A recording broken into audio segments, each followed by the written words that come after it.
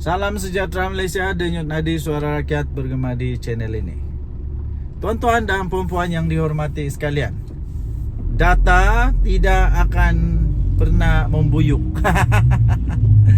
Okey, ramai orang tuduh kononnya di bawah pentadbiran Datuk Seri Anwar Ibrahim, kononnya negara Malaysia punya ekonomi teruklah macam-macam. Tapi dia tidak sedar waktu dia berkuasa lagi teruk. Okey, baru-baru ini bukti. Kalau tak faham juga bukti, tak apalah.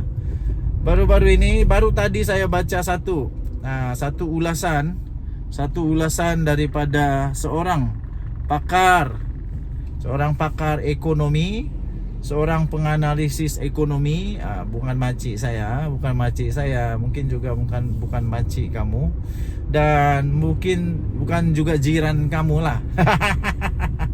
Yang pasti ada kesamaan antara kita dan saya dan anda, yaitu kita semua tidak ada kena-mengena dengan dia. Dia memberikan satu pendapat bahawa dia kata tidak lama lagi dia yakin ringgit akan semakin mendunia, mendunia. Ringgit akan semakin mendunia, ringgit akan menjadi semakin kukuh, semakin kuat, dan dijangkakan ringgit akan boleh mencecah sehingga 4 ringgit per dolar. Ini sesuatu yang cukup kuat, cukup luar biasa, yang pastinya pelabur melihat itu sebagai satu peluang untuk datang melabur di Malaysia. Ini pasti walaun tidak akan berani ulas yang ini. Tidak akan. Walaun tidak akan ulas yang ini.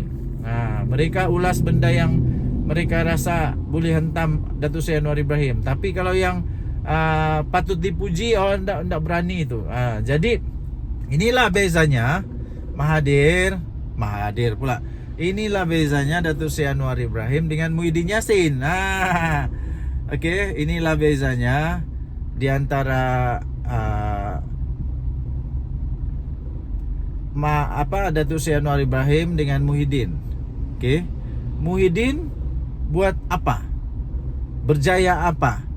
Muhyiddin sudah berjaya buat apa? Diorang sudah berjaya buat apa? Perikatan Nasional sudah berjaya buat apa? Menteri-menteri Perikatan Nasional sudah berjaya buat apa? Siapa Menteri Ekonomi waktu itu? Coba bagi anda yang masih ingat, siapa Menteri Ekonomi waktu itu, mungkin boleh komen apa kejayaan diorang.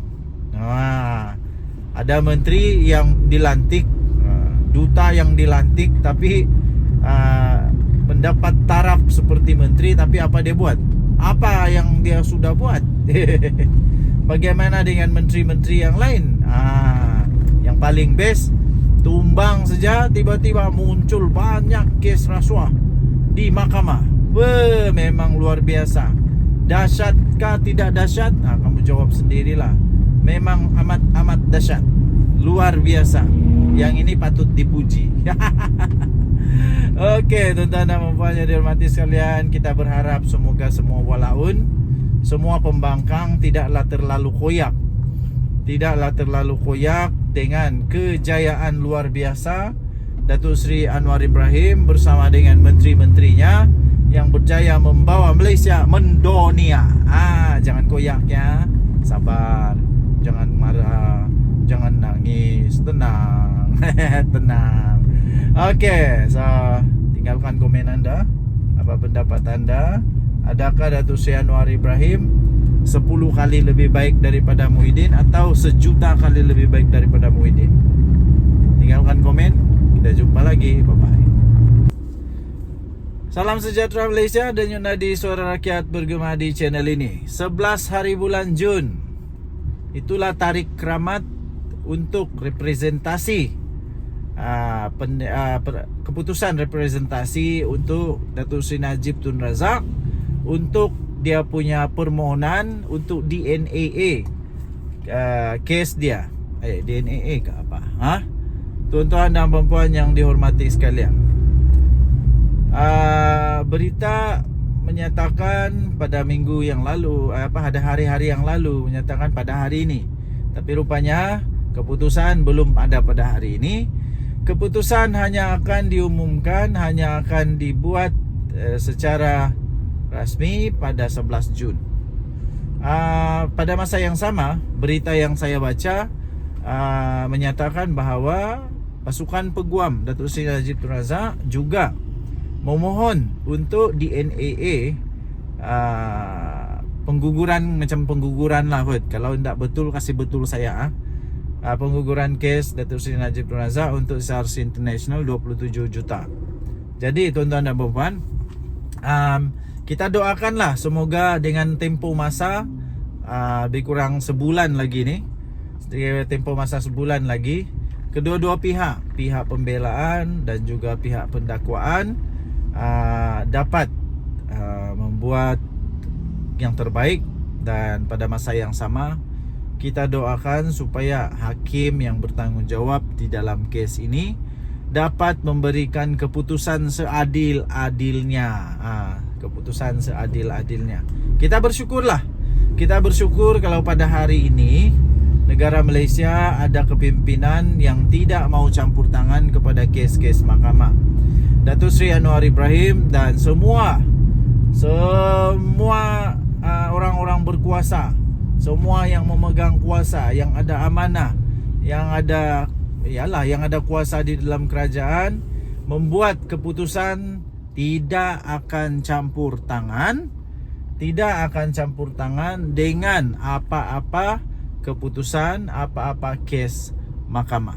Okey, jadi kita bersyukur kerana Datuk Seri Najib Tun Razak, pasti saya yakin dia akan diadili, dia akan menerima hak yang sepatutnya, dia akan sebaik-baiknya dibicarakan di mahkamah, dan akhirnya keputusan dia adalah keputusan yang tidak berat sebelah. Cuma saja kita berharap ahli-ahli politik janganlah menunggang perkara yang tidak betul. Kalau sudah itu keputusan mahkamah, itulah keputusan mahkamah. Jangan pula sampai fitnah Datuk Seri Anwar Ibrahim terlibatlah, Datuk Seri Anwar Ibrahim ini itulah, inilah, macam-macam lah. Janganlah macam begitu, tidak baik. Tidak baik macam begitu.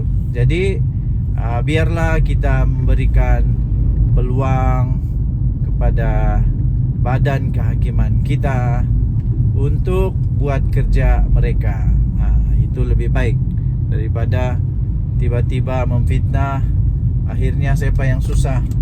Akhirnya yang susah sendiri juga. Nanti kena saman fitnah ke apakah, akhirnya sendiri susah. Okey, so tinggalkan komen anda, apa pendapat anda? Adakah anda rasa Datuk Seri Najib Tun Razak akan bebas atau tidak bebas? Kalau dia bebas, kita bersyukur. Kalau dia tidak bebas, berbanyak-banyaklah bertawakal, redo, dan percayalah, tetap percaya kepada kita punya badan kehakiman Perlembagaan Negara Malaysia, tetap menjaga kedaulatan, keluhuran perlembagaan, kedaulatan undang-undang kita. Okey, tinggalkan komen anda, kita jumpa lagi. Bye-bye.